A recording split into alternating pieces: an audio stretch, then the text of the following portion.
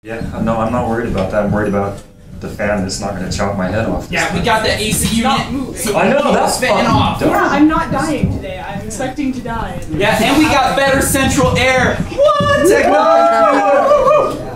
And did everybody get a good shot? Good look at his ass. Sick. Hi, I'm Dave. Hi, Dave.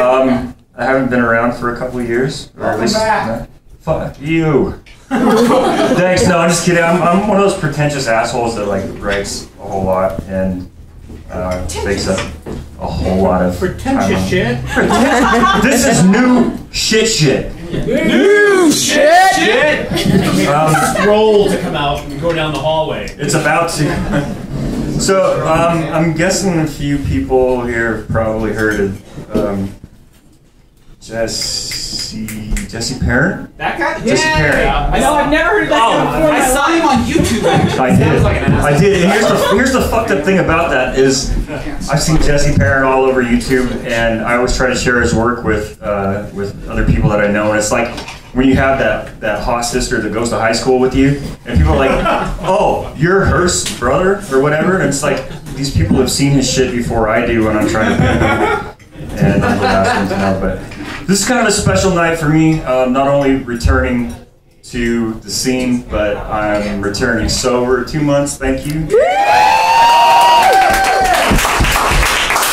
And this is going to be kind of a long, drawn-out piece to Jesse, my Jesse. We've been lucky enough to know each other for a long time, and we're about to celebrate a big occasion, he and I. And congratulations on your firstborn. Thank you. Yes, we're going to name him after the Pope. Yes. Which one? The one that resigned? I know, right? Benedict. Benedict shall be. So this is ultimate grand superlative race to 40, or I'll probably just fart.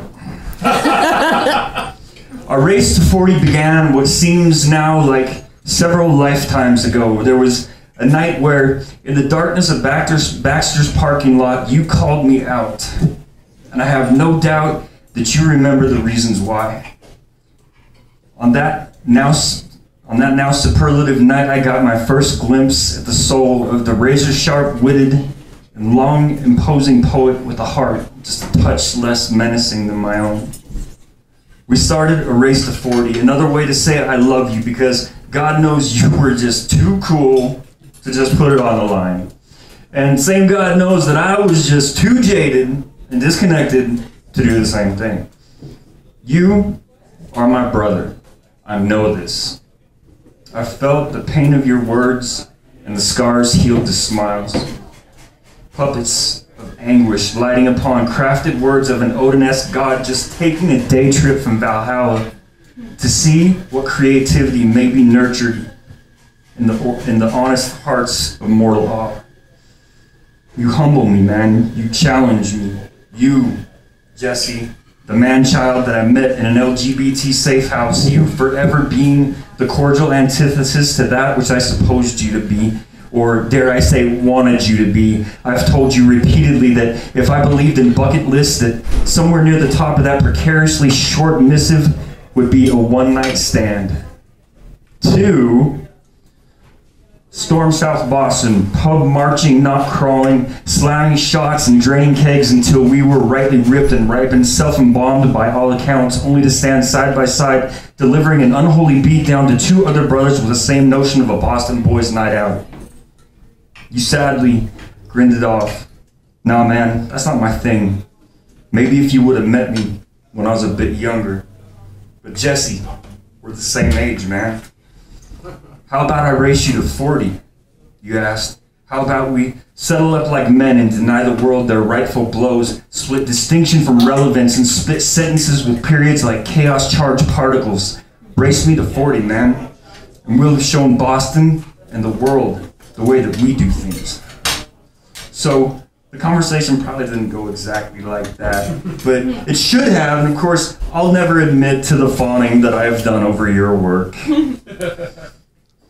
Or the unyielding hero worship which you said was so poorly placed because you were too human to be a hero, too humble to be a role model.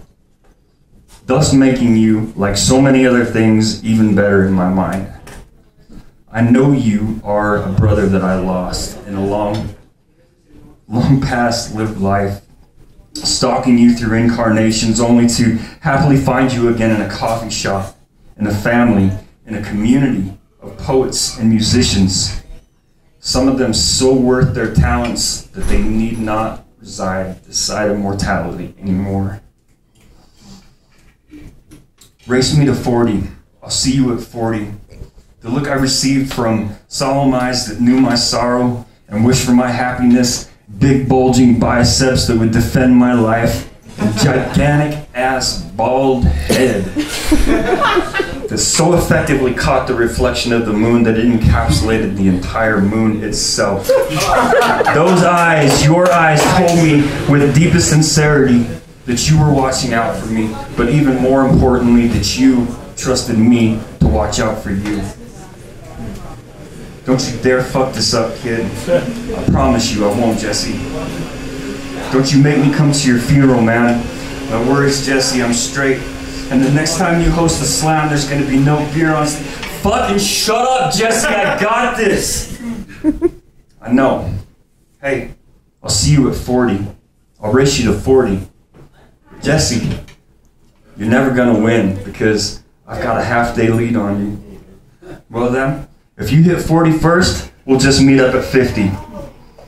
With all my love, with all the honor afforded to a denied and unwanted heroship, the tenderness of my dearest bromance, and the equally amusing and unnerving thought that your parents and my parents were perhaps at the very same time mixing the baby batter. Oh, God. Yes, in unison! I got you, man. It's been a good race. We made it.